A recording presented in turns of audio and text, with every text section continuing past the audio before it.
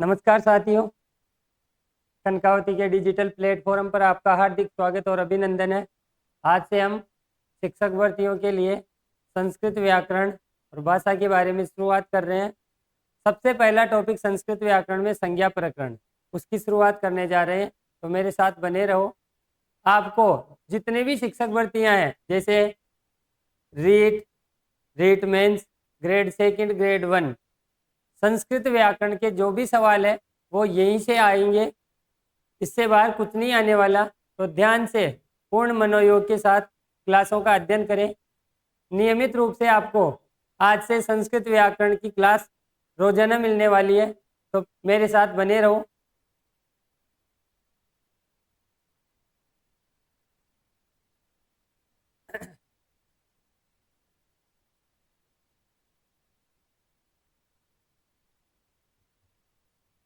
सबसे पहले आज हम भाषा की शुरुआत करने वाले हैं।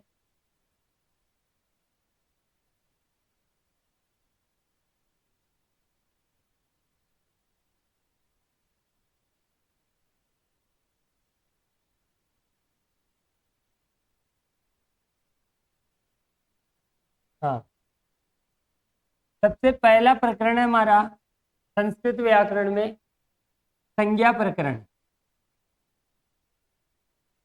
संज्ञा प्रकरणम।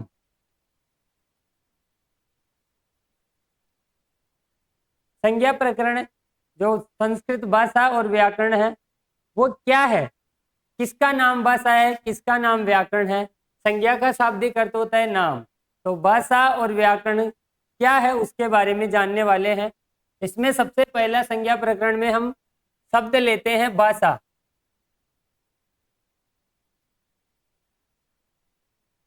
और भाषा की परिभाषा है संस्कृत में भाष्यते अनया इति भाषा।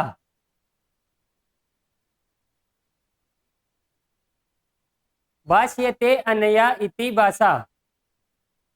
अनया यहाँ पर तृतीय विभक्ति का एक वचन है। अनया जो पद है ये तृतीय विभक्ति का एक वचन है। तृतीय विभक्ति उसका एक वचन है। और तृतीय विभक्ति हमेशा करण अर्थ में, करणार्थे या फिर साधनार्थे, साधनार्थे, करण अथवा साधन अर्थ में प्रयोग ली जाती है। तो इसका जो हिंदी अनुवाद है भाष्यते अनया इति भाषा, ये कहता है कि जिसके द्वारा, तृतीया का मतलब होता है द्वारा से, तो जिसके द्वारा भाष्यते भाषण किया जाता है, इति भाषा वह भाषा है। भाष्यते अनया इति भाषा से तात्पर्य क्या है कि जिसके द्वारा हम भाषण करते हैं वास्तव में वह ही क्या है, भाषा है। जो भी तत्व है और उस तत्व के द्वारा हम भाषण करते हैं, अपने विचारों को सामने वाले श्रोता गणों तक पहुंचाने का जो साधन है, करण है, उसे ही भाषा कहते हैं। अर्थात परिभाषा यह हुई कि दैनिक व्यवहार में अपने विचारों का जो संप्रेषण का माध्यम है, उसी माध्यम को क्या कहते हैं, हम भाषा कहते हैं। करणार्थे, साधनार्थे, साधन का मतलब है माध्यम, भाषा एक क्या है, माध्यम है, साधन है। हाँ, और ये जो साधन है, ये साधन मुख्यतः 3 तरीके से संभव है। संसार की कोई भी भाषा हो, चाहे संस्कृत हो, चाहे हिंदी हो, चाहे इंग्लिश हो, कोई भी भाषा हो, उसके मुख्यतः 2 माध्यम होते हैं। मुख्यतः कितने माध्यम होते हैं, 2 माध्यम होते हैं। एक तो होता है मौखिक और दूसरा होता है लिखित। ये माध्यम मुख्यतः 2 रूप से विद्यमान है। सबसे पहला तो है मौखिक और दूसरा है लिखित। लिखित, हाँ, मौखिक को हम ध्वनि रूप में भी बोल सकते हैं, ध्वनि, और लिखित को हम लिपि रूप में भी कह सकते हैं, लिपि। सबसे पहला माध्यम है भाषा का, वो है ध्वनि रूप अथवा मौखिक रूप में। दूसरा माध्यम है लिखित अथवा लिपि रूप में। हाँ, और सामान्यतः भेदों की बात करें तो इन्हीं माध्यम में जो भाषा के मुख्यतः माध्यम तो दो है, एक तो है मौखिक और दूसरा है लिखित, लेकिन तीसरा इसी लिखित का एक रूप और मान सकते हैं, वो है सांकेतिक। सांकेतिक, लेकिन वो एक लिपि का ही हिस्सा है। मुख्यतः भाषा के दो ही माध्यम है, या तो आप ध्वनि रूप में बोलोगे, मौखिक रूप में बोलोगे, या फिर लिपिबद्ध लिखित रूप में बोलोगे।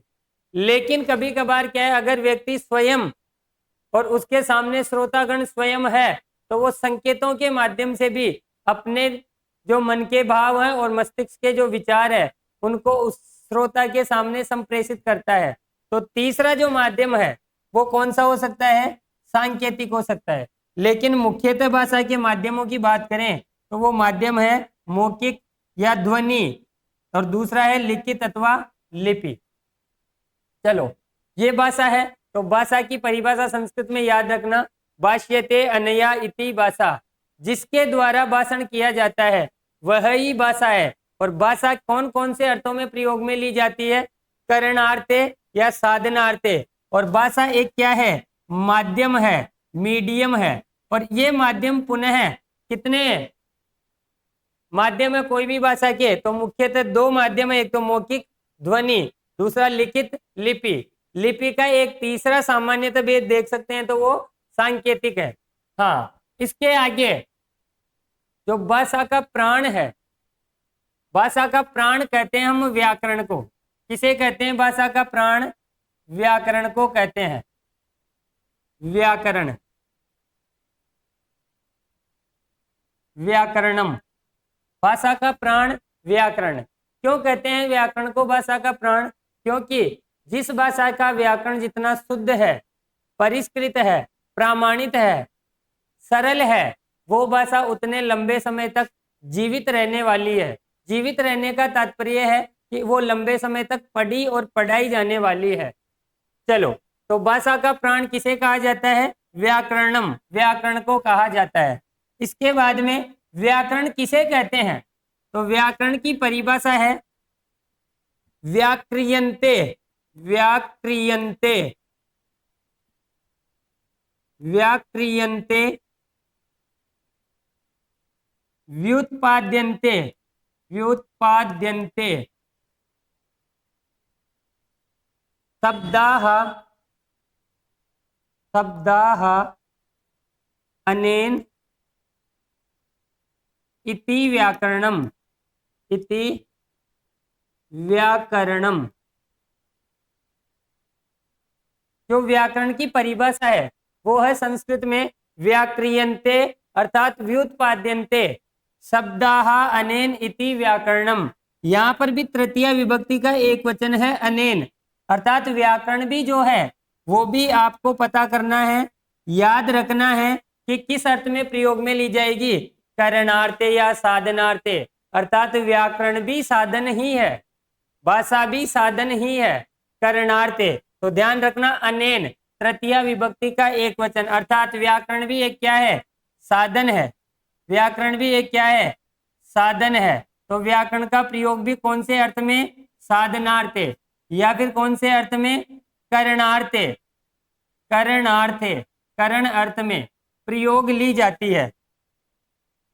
तो इससे एक बात निष्कर्ष रूप में हमारे सामने आती है कि भाषा भी साधन है और व्याकरण भी साधन है। भाषा भी करण अर्थ में प्रयोग ली जाती है, करणार्थे, और व्याकरण भी करणार्थे, करण अर्थ में प्रयोग में ली जाती है। ठीक है। हाँ, भाषा तो किसका साधन है? भाषण करने का साधन है।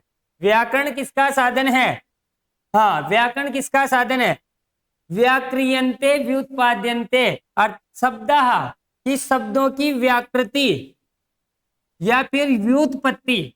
शब्दों की व्याक्रियन्ते का मतलब है व्याकृति, व्युत्पाद्यन्ते से तात्पर्य है व्युत्पत्ति। व्युत्पत्ति का मतलब हो गया कि शब्द किस प्रक्रिया से बना है। शब्द बनने की प्रक्रिया को बताने वाला जो शास्त्र है, जो ग्रंथ है, शब्द निर्माण की प्रक्रिया को बताने वाला जो ग्रंथ है, जो शास्त्र है, जो साधन है, इति व्याकरणम, वह ही व्याकरण है। समझ में आया होगा? अच्छे से, बहुत सरल परिभाषा है, कि शब्दों की व्याकृति अथवा व्युत्पत्ति जिसके माध्यम से होती है, जिसके द्वारा होती है, जिस साधन से होती है, वह क्या है? व्याकरण है। तो दो शब्द महत्वपूर्ण है यहाँ, व्याक्रियन्ते और व्युत्पाद्यन्ते। व्याक्रियन्ते का मतलब व्याकृति, व्युत्पाद्यन से तात्पर्य है व्युत्पत्ति। व्युत्पत्ति का मतलब है कि उत्पत्ति नहीं करती व्याकरण शब्दों की, शब्द किस तरीके से बने हैं, शब्द बनने की प्रक्रिया क्या है, प्रोसेस क्या है, उस प्रोसेस को बताने वाला जो साधन है, अनेन साधन है, माध्यम है, उसी को ही क्या कहते हैं? हम व्याकरण कहते हैं। तो हमारे दोनों शब्द क्लियर हुए होंगे। भाषा तो जिसके माध्यम से भाषण करते हैं, अपने विचारों का संप्रेषण करते हैं, अपने विचारों का आदान प्रदान करते हैं, वो साधन तो भाषा है। और जिस साधन से शब्दों की व्याकृति और व्युत्पत्ति बताई जाती है, वो साधन व्याकरण है। ठीक है, आगे चलते हैं साथियों। जो संस्कृत भाषा का व्याकरण है, जो संस्कृत भाषा का व्याकरण है, और संस्कृत भाषा के व्याकरण की मुख्यतः दो परंपराएं रही है। संस्कृत भाषा के व्याकरण की परंपराएं, व्याकरणम परंपराएं। जो संस्कृत भाषा का व्याकरण है, उसकी मुख्यतः कितनी परंपराएं रही है? उसकी मुख्यतः दो परंपराएं रही है। संस्कृत व्याकरण का अध्ययन करने के लिए हमारे को दो व्याकरण की परंपराओं से गुजरना है। तो सबसे जो पहली परंपरा है, उस पहली परंपरा का नाम है वारस्पति परंपरा। कौन सी परंपरा है? वारस्पति परंपरा। और जो दूसरी परंपरा है साथियों, उसका नाम है माहेश्वरी परंपरा। माहेश्वरी परंपरा। चलो, वारस्पति परंपरा में एक एक शब्द, एक एक पद का ज्ञान ब्रह्मा ने बृहस्पति को दिया था, बृहस्पति ने इंद्र को दिया था, इंद्र ने अग्नि, वरुण, यम, रुद्र इत्यादि देवताओं तक एक एक शुद्ध पद के ज्ञान को पहुंचाया था। इसीलिए इस परंपरा का दूसरा नाम है शब्द परंपरा। इसी परंपरा का दूसरा क्या नाम है? शब्द परंपरा। या इसी परंपरा का और नाम है पद परंपरा। इसी परंपरा का एक और नाम है, पहली परंपरा होने के कारण, आदिमा परंपरा। कौन सी परंपरा? आदिमा परंपरा। इसी परंपरा का एक और नाम है, पहली के आधार पर, आद्या परंपरा। कौन सी परंपरा? आद्या परंपरा। कहने का तात्पर्य यह हुआ साथियों कि जो पहली परंपरा है संस्कृत व्याकरण की, उसी परंपरा को किस किस नाम से जानते हैं हम? शब्द परंपरा, पद परंपरा, आदिमा परंपरा, आद्या परंपरा। जैसा कि यहाँ बताया जा रहा है कि यहाँ पर एक एक शब्द और एक एक पद का ज्ञान दिया ब्रह्मा जी ने बृहस्पति को, बृहस्पति ने इंद्र को, लेकिन यहाँ पर किसी प्रकार के कोई नियम नहीं थे। तो नियमों की कठिनता महसूस की गई। किसकी कठिनता महसूस की गई यहाँ पर वारस्पति परंपरा में? नियमों की। इसीलिए इस परंपरा का एक महत्वपूर्ण नाम निकलता है, वो नाम है कातंत्र परंपरा। कातंत्र परंपरा। तो वारस्पति परंपरा के कितने नाम हो गए? वारस्पति परंपरा, शब्द परंपरा, पद परंपरा, आदिमा परंपरा, आद्या परंपरा, या फिर कातंत्र परंपरा। कातंत्र परंपरा बहुत ही महत्वपूर्ण नाम है इसका, क्योंकि यहाँ पर नियम नहीं थे, सूत्र नहीं थे, एक एक शब्द, एक एक पद का ज्ञान दिया गया। इस आधार पर शब्द और पद परंपरा नाम, लेकिन नियमों की कठिनता की वजह से का तंत्र, बुरा तंत्र, नियम नहीं होने के कारण यहाँ पर थोड़ी कठिनाई महसूस होने के कारण इसी परंपरा का महत्वपूर्ण नाम है कातंत्र परंपरा। चलो, इस परंपरा के जो शब्द और पद थे, वो संपूर्ण शब्द और पद सबसे पहले किसके पास थे? ब्रह्मा जी के पास थे। और ब्रह्मा जी ने शुद्ध शब्दों और पदों का ज्ञान पहली बार एक ऋषि को मिला था, एक देवता को मिला था। उन देवताओं का नाम था बृहस्पति।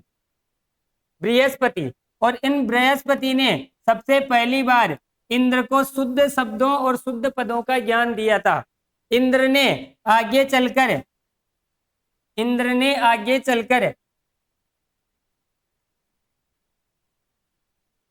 इंद्र ने आगे चलकर इन्हीं शुद्ध शब्दों और पदों के ज्ञान को अग्नि, वरुण, यम, रुद्र इत्यादि देवताओं तक इन शुद्ध शब्दों और शुद्ध पदों के ज्ञान को पहुंचाया था। हाँ, और क्या सवाल है यहाँ पर? तो ब्रह्मा जी ने शुद्ध शब्दों और पदों का ज्ञान सबसे पहली बार किसे दिया? बृहस्पति को। और बृहस्पति ने सबसे पहली बार एक मनुष्य, और वो मनुष्य कौन है? इंद्र। इस मनुष्य को बृहस्पति ने पहली बार शुद्ध शब्दों और शुद्ध पदों का ज्ञान दिया, अर्थात मनुष्य को पहली बार बृहस्पति ने इंद्र को दिया। तो इंद्र कहलाया प्रथम अध्येता। इंद्र क्या कहलाया? प्रथम अध्येता। अध्येता से तात्पर्य है अध्ययन करने वाला, अर्थात छात्र। और इनके गुरुजी कौन हुए इंद्र के? बृहस्पति। तो बृहस्पति कहलाए प्रथम प्रवक्ता। प्रथम प्रवक्ता। तो इस आधार पर दो क्वेश्चन ये हो गए। संस्कृत व्याकरण में प्रथम प्रवक्ता किसे कहा जाता है? तो आपका जवाब होना चाहिए बृहस्पति को। और प्रथम अध्येता, अध्ययन करने वाला अर्थात छात्र, किसे कहा जाता है? इंद्र को कहा जाता है। इंद्र को पहली बार इस संसार में, इस दुनिया में व्याकरण का ज्ञान प्राप्त हुआ, और इस प्राप्त ज्ञान से इंद्र ने दुनिया में पहली बार व्याकरण का निर्माण किया, और उस व्याकरण का नाम था ऐन्द्र व्याकरण। ऐन्द्र व्याकरण, ऐन्द्र व्याकरणम। दुनिया में पहली बार इंद्र ने व्याकरण का निर्माण किया। तो ऐसा भी क्वेश्चन कहा जा सकता है कि प्रथम वैयाकरण है किम? तो प्रथम वैयाकरण है, प्रथम वैयाकरण, वैयाकरणम, प्रथम वैयाकरण है किम? तो इसका आंसर भी क्या है? इंद्र है। प्रथम वैयाकरण है किम? तो प्रथम वैयाकरण कौन है? तो इंद्र है। क्यों है इंद्र? क्योंकि इंद्र ने पहली बार दुनिया में व्याकरण का निर्माण किया था। उस व्याकरण का नाम है ऐन्द्र व्याकरण। लगभग 1,00,000 सूत्र थे। और तो 3 क्वेश्चन हो गए यहाँ पर। प्रथम प्रवक्ता बृहस्पति, प्रथम अध्येता इंद्र, और प्रथम वैयाकरणम, वैयाकरण। वैयाकरण किसे कहते हैं? वैयाकरण को लिखने वाला। व्याकरण को लिखने वाला क्या कहलाता है? वैयाकरण। ठीक है। हाँ, अब इस परंपरा में किसकी कठिनता थी? नियमों की। तो आगे चलकर नियमों के रूप में कौन सी परंपरा आई? माहेश्वरी परंपरा। नियमों को संस्कृत में कहा जाता है सूत्र। तो इसी परंपरा का क्या नाम है? सूत्र परंपरा। माहेश्वरी परंपरा का दूसरा क्या नाम कह सकते हैं हम? इसे सूत्र परंपरा कह सकते हैं। सूत्रों का ज्ञान सबसे पहले बृहस्पति, ब्रह्मा जी के पास था। इधर भी ब्रह्मा जी ने सबसे पहली बार भगवान महेश्वर को दिया, अर्थात शिव को दिया। उनके आधार पर इस परंपरा का नाम माहेश्वरी परंपरा पड़ा। फिर शिव ने डमरू वादन के माध्यम से पाणिनि के विषय में आवश्यक संशोधन किए कात्यायन अर्थात वररुचि ने। फिर पाणिनि और कात्यायन के विषय को अच्छे से अध्ययन करने के बाद पतंजलि ने संस्कृत व्याकरण का सबसे बड़ा ग्रंथ, विशालकाय ग्रंथ महाभाष्य की रचना की। और आगे चलकर पाणिनि, कात्यायन और वररुचि और पतंजलि, इन तीनों को सम्मिलित रूप से त्रिमुनि के नाम से जाना गया। तो यहाँ पर पहले जो मुनि आए उस मुनि का नाम है पाणिनि। तो इसी परंपरा को एक और नाम कह सकते हैं हम, पाणिनीय परंपरा। पाणिनीय। कौन सी परंपरा? पाणिनीय।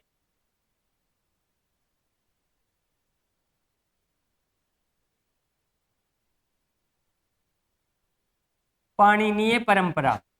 तो माहेश्वरी परंपरा के कितने नाम हो गए? एक तो पहला नाम माहेश्वरी परंपरा, दूसरा नाम सूत्र परंपरा, पाणिनीय परंपरा, या फिर इसी को कह सकते हैं हम द्वितीय परंपरा, द्वितीय या फिर अपरा परंपरा, अपरा परंपरा। हाँ, रीट के लिए जो माध्यमिक शिक्षा बोर्ड द्वारा आयोजित की जाती है रीट से पात्रता परीक्षा, उनमें महत्वपूर्ण इनके अपर नाम ही है। और माहेश्वरी परंपरा के कितने नाम हो गए? पहला माहेश्वरी परंपरा, द्वितीय परंपरा, अपरा परंपरा, सूत्र परंपरा, पाणिनीय परंपरा। इसमें इन सूत्रों नियमों का ज्ञान सबसे पहले किसके पास था? ब्रह्मा जी के पास था। सूत्रों अर्थात नियमों का ज्ञान किसके पास था? ब्रह्मा जी के पास। ब्रह्मा जी ने भगवान शिव अर्थात महेश्वर को इन सूत्रों का ज्ञान दिया। किसका ज्ञान दिया? ब्रह्मा जी ने महेश्वर को सूत्रों का ज्ञान दिया। भगवान महेश्वर ने पहली बार एक ऋषि को दिया जो मनुष्य था, और वो था पाणिनि। पाणिनि को इन सूत्रों का ज्ञान हुआ। तो किसके माध्यम से हुआ पाणिनि को ज्ञान? इन सूत्रों का ज्ञान डमरू वादन के माध्यम से। डमरू वादन, डमरू वादन, डमरू वादन के माध्यम से किसका ज्ञान हुआ? पाणिनि को सूत्रों का ज्ञान हुआ। किसका ज्ञान हुआ? सूत्रों का ज्ञान हुआ। और कितने सूत्रों का ज्ञान हुआ? 14 सूत्रों का ज्ञान हुआ। ये 14 सूत्र ही आगे चलकर संस्कृत व्याकरण में हम पढ़ने वाले हैं, जिन्हें माहेश्वर सूत्र कहते हैं। क्यों कहते हैं माहेश्वर सूत्र? क्योंकि भगवान महेश्वर के डमरू से उत्पन्न होने के कारण इनका नाम रखा है 14 माहेश्वर सूत्र। ठीक है, इन पाणिनि को 14 माहेश्वर सूत्रों का ज्ञान हुआ, और 14 माहेश्वर सूत्रों के ज्ञान के आधार पर पाणिनि ने एक ग्रंथ लिखा। उस ग्रंथ का नाम है अष्टाध्यायी। उस ग्रंथ का क्या नाम है? अष्टाध्यायी, जिसमें कुल 3978 सूत्र है। जिसमें कुल 3978 सूत्र है। 14 सूत्रों पर पाणिनि ने एक संपूर्ण अष्टाध्यायी ग्रंथ का निर्माण कर दिया, और उसमें 14 सूत्रों के आधार पर कितने सूत्र लिख दिए? 3978। हाँ, पाणिनि के विषय में संशोधन करने के लिए आगे चलकर एक ऋषि आए। उस ऋषि का नाम है कात्यायन। कात्यायन तो नाम नहीं है, इसका गोत्र है, लेकिन इनका वास्तविक नाम है वररुचि। वररुचि, इनका वास्तविक नाम क्या था? वररुचि। हाँ, और इन्होंने इस अष्टाध्यायी ग्रंथ का अच्छे से अध्ययन करने के बाद जो पाणिनि से कोई विषय छूट गया था या कोई विषय कम बोला गया था, उसमें कोई और संशोधन किए इत्यादि के आधार पर कात्यायन अर्थात वररुचि ने वार्तिकों की रचना की है। किसकी रचना की है? वार्तिकों की रचना की है। इन 3978 सूत्रों पर कात्यायन ने 4000 से 5000 वार्तिकें लिख दी। अर्थात इनके सूत्रों का संशोधित रूप कात्यायन ने, वररुचि ने वार्तिकों के रूप में किया। और कितनी वार्तिकें लिख दी? 3978 सूत्रों पर 4000 से 5000। लेकिन कात्यायन अर्थात वररुचि ने एक बकरी पाल रखी थी, और एक दिन गलतीवश वो बकरी खेत से जल्दी आ गई, और जो ताड़ के पत्रों पर इन्होंने जो वार्तिक लिखे थे, उन वार्तिकों को, ताड़ के पत्रों को बकरी खा गई। और वर्तमान में जो पत्ते इधर उधर बिखरने के बाद जो बचे हुए हैं, वो वर्तमान में 836 ही वार्तिकें प्रचलित है। मतलब अधिकतर है जो ताड़ के पत्ते थे उनको बकरी खा गई, और जो इधर उधर बिखरे पत्ते वो शेष बचे हैं। और उनमें कितनी वार्तिकें प्रचलित है वर्तमान में? 836। तो आपको कात्यायन ने किसका निर्माण किया है? वार्तिकों का। और वर्तमान में कितनी वार्तिकें चलती है? 836। आज भी इन दोनों के विषय का अध्ययन करने के बाद पाणिनि के मत को श्रेष्ठ बताने के लिए पतंजलि ने, महर्षि पतंजलि ने विशालकाय ग्रंथ महाभाष्य की रचना की है। और वार्तिकों का ज्ञान हमारे को इस ही महाभाष्य से प्राप्त होता है। और इसी महाभाष्य में जहां पर भी वार्तिक का जो बकरी खाई थी, वहां पर अभी भी लिखा गया है अजाहा खादंती। अजा का मतलब होता है बकरी, और खादंती का मतलब खा गई। तो वर्तमान में जो पतंजलि का विशालकाय ग्रंथ महाभाष्य है, उसमें हमारे को वार्तिकों का ज्ञान मिलता है। और कितनी वार्तिकें हैं? वर्तमान में 836 वार्तिकें हैं। जो पतंजलि ने महाभाष्य ग्रंथ लिखा है, वो पाणिनि के मत को श्रेष्ठ बताने के लिए, और कहा है, क्या कहा है इन्होंने? कि जो पाणिनि ने कहा है वो ही सर्वश्रेष्ठ है, वो ही नियम सही है। चलो, इसके आगे जो महाभाष्य है, ये कितने दिनों में लिखी गई रचना है?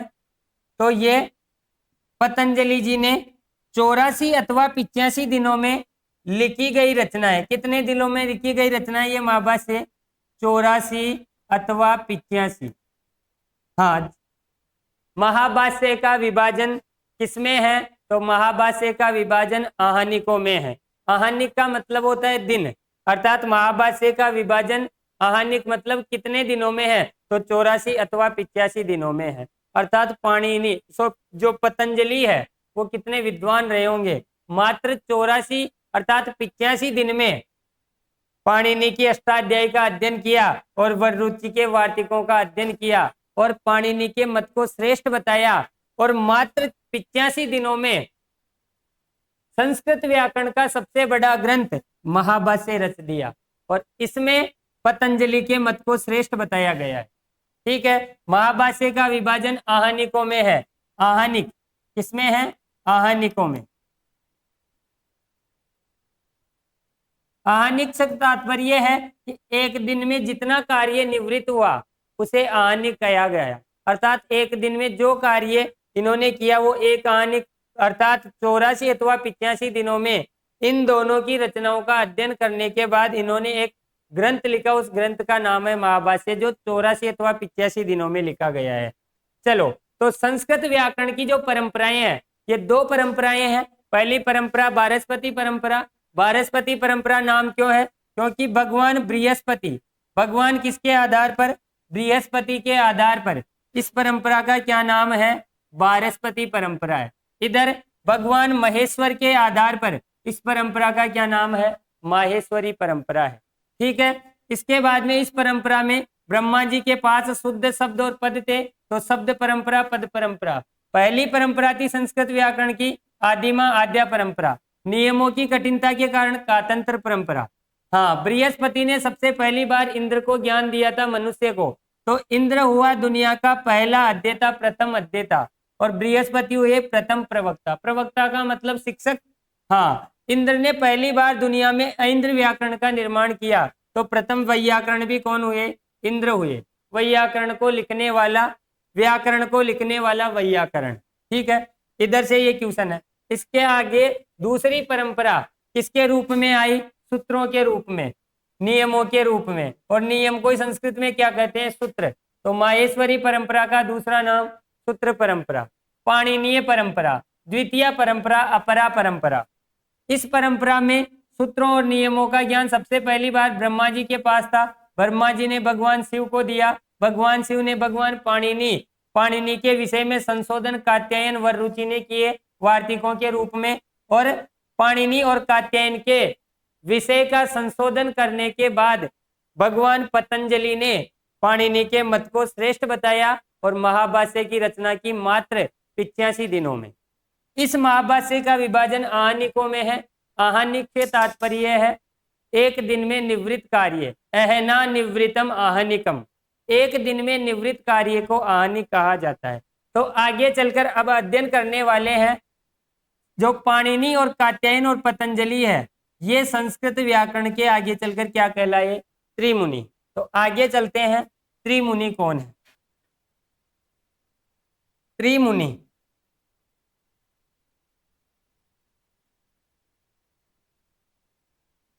त्रिमुनि त्रिमुनि शब्द में अगर साथियों आपसे समास पूछे तो उस समास का जवाब है अव्ययी भाव समास। अव्ययी भाव समास, अव्ययी भाव समास है। क्यों है? क्योंकि संस्कृत व्याकरण में समास प्रकरण में एक सूत्र चलता है, संख्या वंशेन। संख्यावाची शब्द के बाद वंशवाची शब्द आ जाए वहां पर अव्ययी भाव समास होता है। ये संख्यावाची शब्द है त्रि, और मुनि जो पद है ये वंश सूचक है। किसका वंश है? विद्या प्राप्ति में, या विद्या प्राप्ति का एक समुदाय है, इसीलिए ये वंश का सूचक बताया गया, इसमें अव्ययी भाव समास है। और त्रिमुनि में कौन कौन है? 3 मुनि। सबसे पहला मुनि हमने देखा पाणिनि। भगवान पाणिनि कहने में कोई अतिशयोक्ति नहीं होगी। और इन्होंने, फिर दूसरे मुनि कौन है त्रिमुनि में? दूसरे मुनि का नाम है वररुचि। वर रुचि। इनके गोत्र का नाम है कात्यायन। और तीसरे मुनि है भगवान पतंजलि। ये तीनों मुनि संस्कृत व्याकरण के त्रिमुनि कहलाए। क्या कहलाए? त्रिमुनि कहलाए। चलो, इनमें सबसे पहले मुनि का अध्ययन करेंगे हम, पाणिनि। सबसे पहले मुनि का अध्ययन करने वाले हैं, वो मुनि कौन है? पाणिनि। चलो, इनका जो आईडी है, इनकी जो आईडी है उसका पता कर लेते हैं। तो इनके पिता का नाम, इनके पिताश्री का नाम क्या था? पणिन था। इनके पिता का नाम क्या था? पणिन। इन्हीं के आधार पर इनका नाम क्या रखा गया? पाणिनि। इनकी माता का क्या नाम था? इनकी माता का नाम था दाक्षी। अतः इनको क्या कहा जाता है? दाक्षी सुत भी कहा जाता है। दाक्षी सुत, दाक्षी सुत या फिर दाक्षी पुत्र भी कहा जाता है। दाक्षी सुत या फिर दाक्षी पुत्र,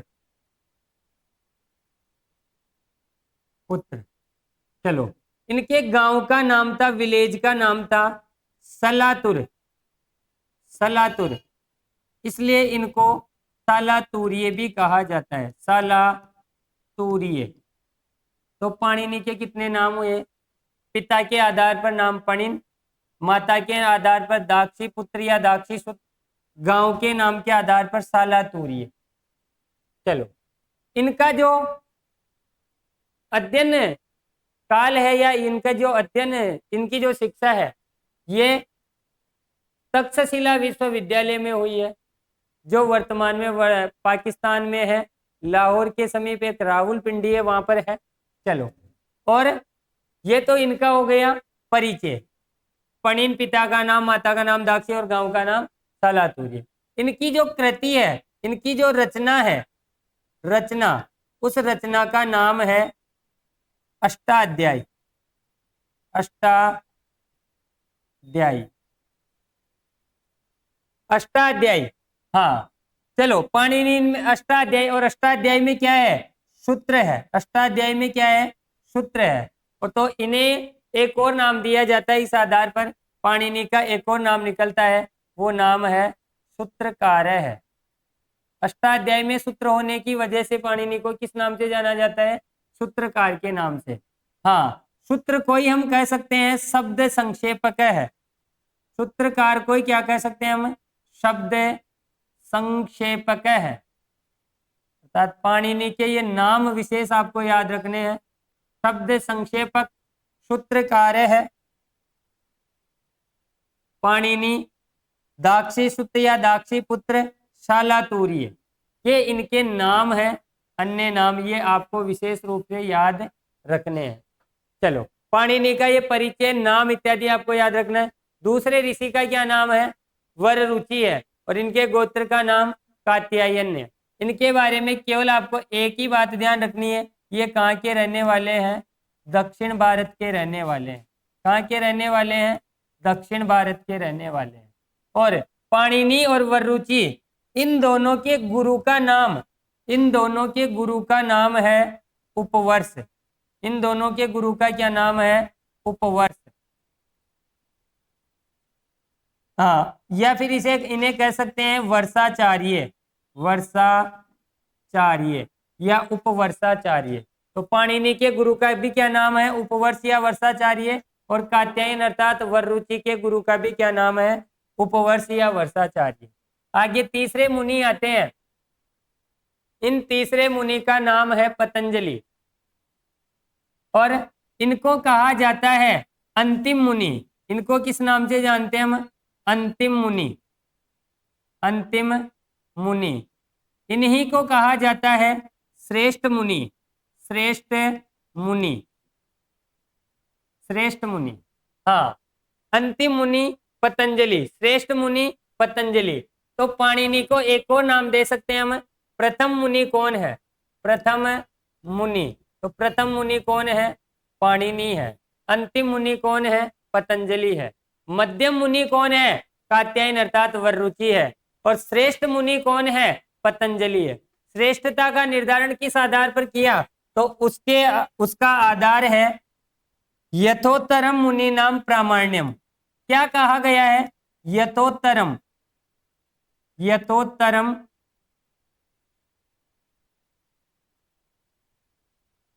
यथोत्तरम मुनि नाम प्रामाण्यम।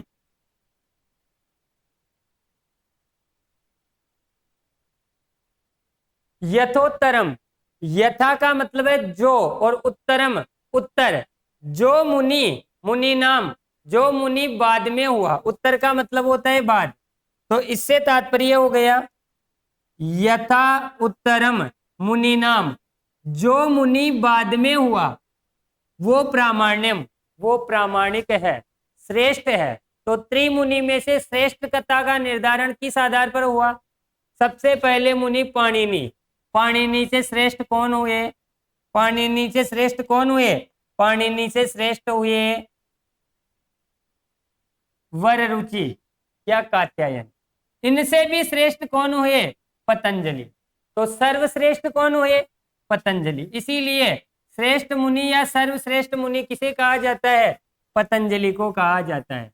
प्रथम मुनि किसे कहा जाता है? पाणिनि को कहा जाता है। ये इनके नाम याद रखने त्रिमुनि में। पाणिनि के अन्य नाम सूत्रकार है, शब्द संक्षेपक है, दाक्षी सुत है या दाक्षी पुत्र है, सालातूर्य है। हाँ, वररुचि कात्यायन दक्षिण भारत के रहने वाले थे। दोनों के गुरु का नाम उपवर्ष या वर्षाचार्य। पतंजलि के अन्य नाम अंतिम मुनि, श्रेष्ठ मुनि। ठीक है, ये तो हुई त्रिमुनि की बात।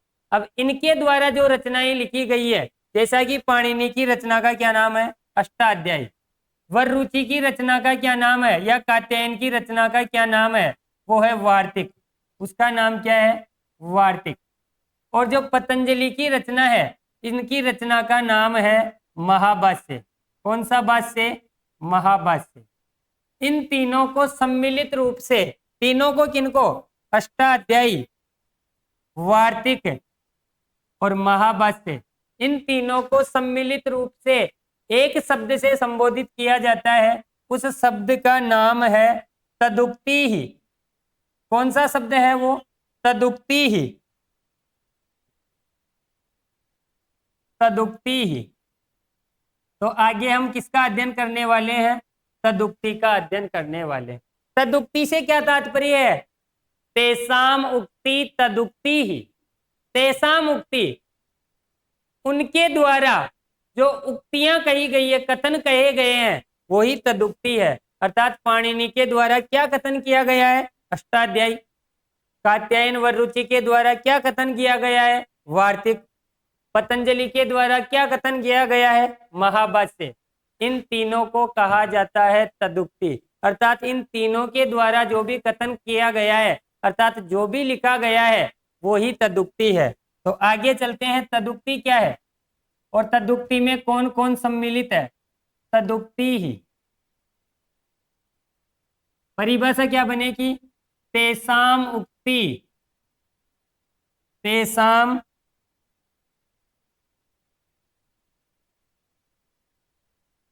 उक्ति ही तदुक्ति ही। तेसाम उक्ति ही तदुक्ति ही।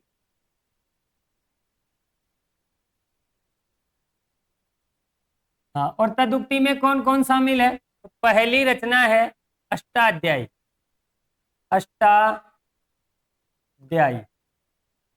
चलो एक और बात कह सकते हैं इधर, अष्टाध्यायी कार किसे कहेंगे? तो पाणिनि का एक और नाम कह सकते हैं हम, अष्टाध्यायी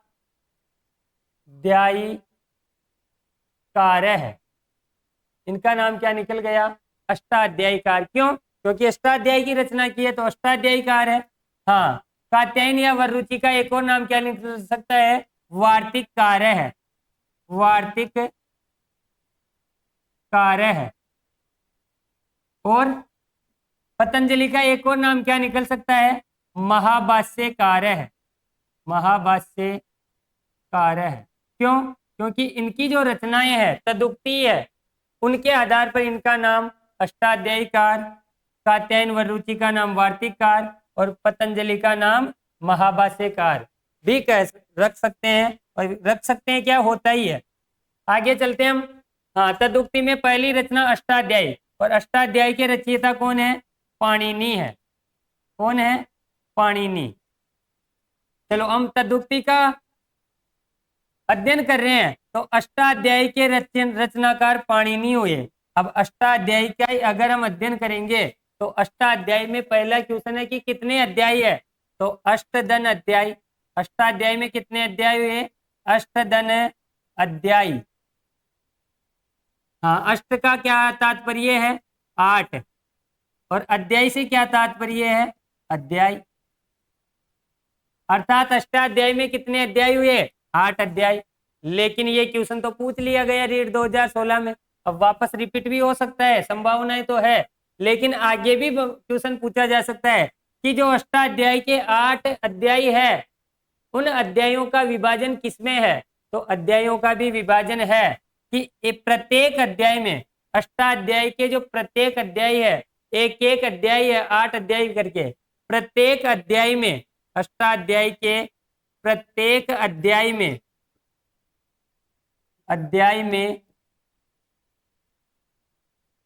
कुल 4 पाद है। प्रत्येक अध्याय में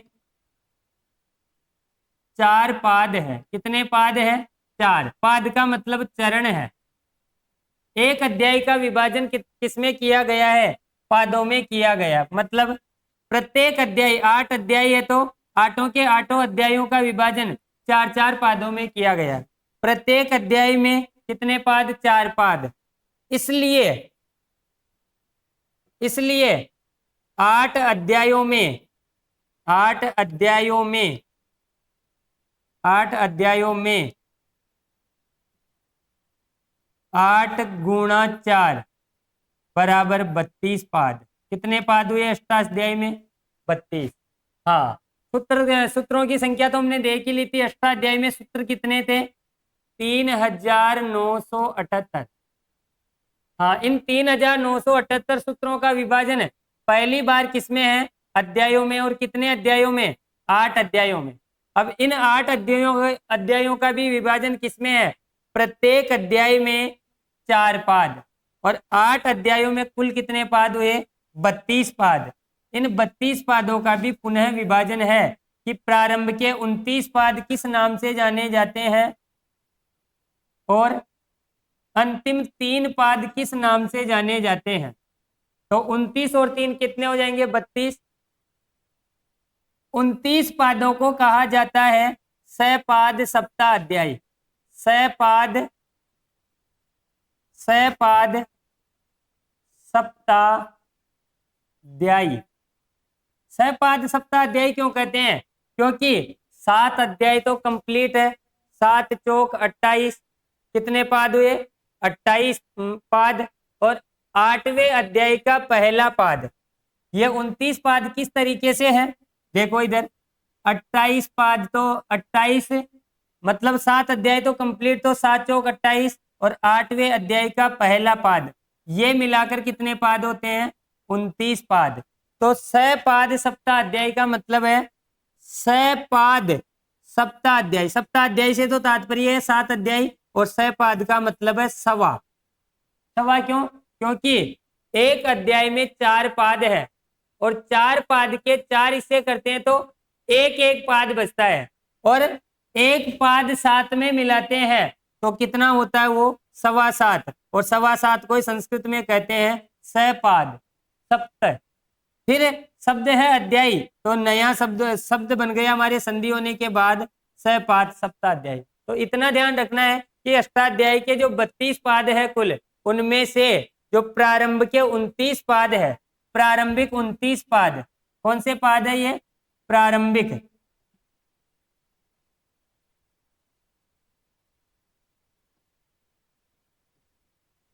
प्रारंभिक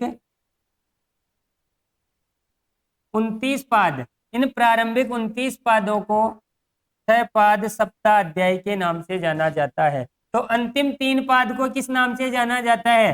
त्रिपादी के नाम से जाना जाता है। अंतिम 3 पादों को किस नाम से? त्रिपादी के नाम से जाना जाता है। यहाँ पर भी एक पंक्ति कही गई है, पूर्वत्रा सिद्धम, पूर्वत्रा सिद्धम, पूर्वत्रा सिद्धम। जो पूर्व वाले 29 पाद हैं वही क्या है? वही सिद्ध है। वही क्या है? सिद्ध है। अर्थात जो सपाद सप्ताध्यायी है इसके सूत्र तो क्या है? सिद्ध है, मतलब प्रामाणिक है। और ये क्या है? असिद्ध है। त्रिपादी क्या है? असिद्ध है। ये अष्टाध्यायी के बारे में आपको ध्यान रखना है। अष्टाध्यायी में 8 अध्याय है, प्रत्येक अध्याय में 4 पाद है। तो 8 अध्यायों में टोटल कितने पाद हुए? कुल पाद हुए 32। 32 में से प्रारंभ के जो 29 पाद है 28 प्लस 1, 28 प्लस 1 इनको कहते हैं 29 पाद, और 29 को कहते हैं 7.25। 7.25 अध्याय को संस्कृत में बोलेंगे सपाद सप्ताध्यायी। ये सिद्ध है। 8वें अध्याय के दूसरा, तीसरा और चौथा जो 3 पाद बचे हैं उन्हें कहा जाता है त्रिपादी, और ये क्या है? असिद्ध है। इनके बाद में जो दूसरी तदुक्ति है उस दूसरी तदुक्ति का नाम है वार्तिक, और वार्तिकों के बारे में आपको केवल इतना सा ध्यान रखना है, वर्तमान में 836 वार्तिकें प्रचलित है। इसके अलावा और क्या याद रख सकते हो आप?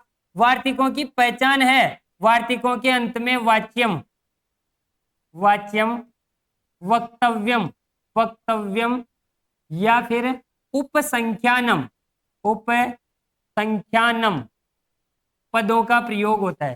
सूत्र और वार्तिक में यही अंतर है। अगर ऐसा कोई सूत्र है संस्कृत व्याकरण में जिसके अंत में वाच्यम, वक्तव्यम या उपसंख्यानम आ रहा है तो वो सूत्र नहीं हो कि वो क्या है? वार्तिक है। वो किसके द्वारा रचित है?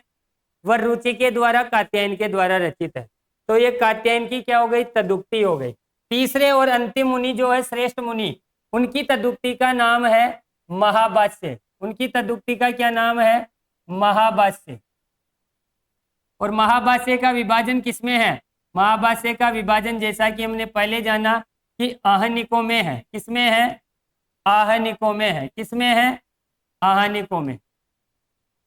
आहनिक किसे कहते हैं? एक दिन में निवृत्त कार्य को आहनिक कहा जाता है। इसे संस्कृत में बोले तो अहना निवृतम आहनिकम। ठीक है। हाँ, कुल कितने आहनिक है? तो कुल है 84 अथवा 85। हाँ, 85 को आपको प्रामाणिक मानना है। वैसे आता एक साथ ये 84 अथवा 85, फिर भी गलती से अलग अलग दे दे तो 85 को मानना है। महाभाष्य का विभाजन आहनिकों में है। पहले आहनिक का क्या नाम है? पहले अर्थात प्रथम आहनिक का क्या नाम है?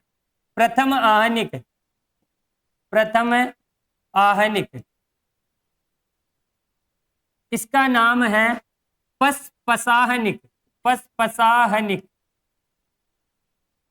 और इसका जो प्रारंभ है प्रथम आहनिक का, इसका प्रारंभ होता है, क्या होता है इसका प्रारंभ? ये किससे होता है?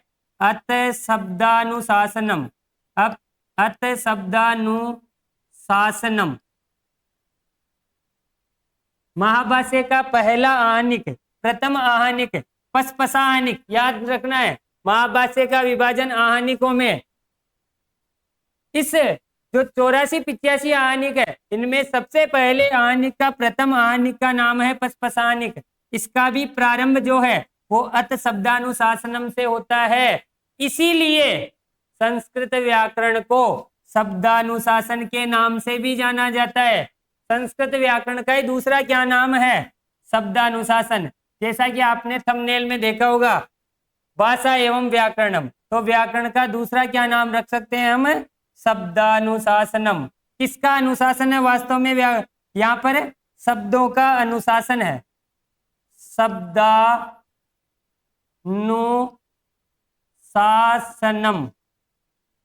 व्याकरण का ही दूसरा क्या नाम है? शब्दानुशासनम। ध्यान रखना है, रीट के लिए बहुत महत्वपूर्ण क्वेश्चन है। व्याकरण का अपर नाम किम? व्याकरण से अपर नाम किम? शब्दानुशासनम। क्यों रखा गया है शब्दानुशासनम नाम? तो इधर देखो, पतंजलि जी का जो महाभाष्य है उसका पहला आहनिक पसपसाहनिक, उसका प्रारंभ अत शब्दानुशासनम से है। और जैसा कि आपको पता है श्रेष्ठ मुनि पतंजलि, पतंजलि की कृति महाभाष्य, इसका पहला ही जो शब्द लिखा गया है वो है अत शब्दानुशासनम। इसीलिए व्याकरण को किस नाम से जाना गया साथियों? शब्दानुशासन के नाम से जाना गया है। चलो, इसके आधार पर दो और आपको अष्टाध्याय में बातें रह गई, वो और याद रख सकते हो आप अष्टाध्याय में। इसके आगे आपको कुछ भी याद नहीं रखना, बस त्रिमुनि में यही क्वेश्चन बनते हैं महत्वपूर्ण, चाहे वो ग्रेड 1 हो, चाहे ग्रेड 2 हो, चाहे वो ग्रेड 3 हो, 3 हो, ग्रेड 3, या फिर वो प्रारंभिक जो परीक्षा होती है रीट, उसमें इनसे बाहर एक भी क्वेश्चन नहीं आने वाला है। तो अष्टाध्यायी का प्रथम सूत्र ये और याद रख सकते हो आप। प्रथम सूत्र है वृद्धि रादैच, वृद्धि रादैच, वृद्धि रादैच। प्रथम सूत्र किसका? अष्टाध्यायी का पहला सूत्र वृद्धि रादैच। और अंतिम सूत्र, अंतिम सूत्र कौन सा है अष्टाध्यायी का? अंतिम, अंतिम सूत्र कौन सा है अष्टाध्यायी का? वो अंतिम सूत्र है ए, ये सूत्र है केवल। अष्टाध्यायी के अंतिम सूत्र को किस नाम से जानेंगे? सूत्र का नाम है, सूत्र है ए। ये कौन सा है? अंतिम। और प्रथम कौन सा है? वृद्धि रादैच। इसी के साथ आज की क्लास को यही विराम देते हैं। बने रहिए मेरे साथ। रीट अगर आपको एक ही झटके में क्लियर करना है तो आज से बने रहिए कनकावती डिजिटल क्लासेज केकड़ी के चैनल पे। रोजाना आपको शाम को संस्कृत व्याकरण की क्लास मिलने वाली है, बहुत ही सरल तरीके से। इससे बाहर पीडीएफ आपको इसकी टेलीग्राम पे उपलब्ध हो जाएगी। और जो भी आज से पहले रीट ग्रेड 1 ग्रेड 2 की परीक्षाएं इत्यादि हुई है, इनसे बाहर कोई क्वेश्चन आया हो तो चैलेंज कर सकता हूं मैं। तो आप आज से ही तैयार हो जाओ। अभी तक आपने संस्कृत विषय को गंभीरता से नहीं लिया है, संस्कृत भाषा को गंभीरता से नहीं लिया है, तो बहुत ही सरल और सहज रूप में मैं आपके सामने आपके लिए ही प्रस्तुत कर रहा हूं। तो आज की वाणी को यही विराम देते हैं। धन्यवाद साथियों।